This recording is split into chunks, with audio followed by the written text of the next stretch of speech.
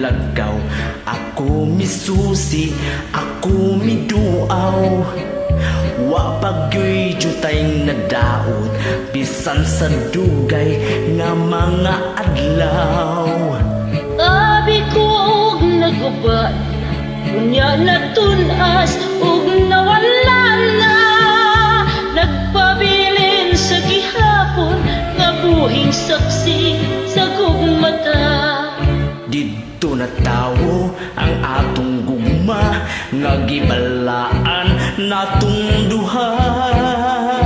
Ang lakaw ay handumanan sa gugmang kipanumpata. Dili na to ikalimtan, atong himayang atong gisawan.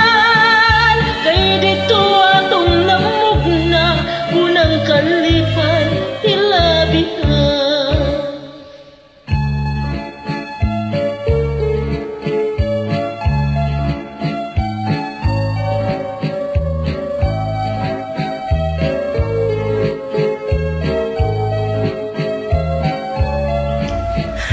Abi ko og nagubana, unya natunas og nawala na.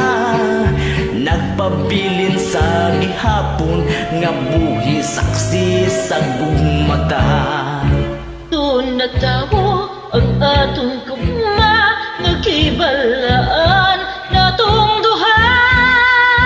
Ang lagaw ay hamdumanan sa gugmang gipanumpatan.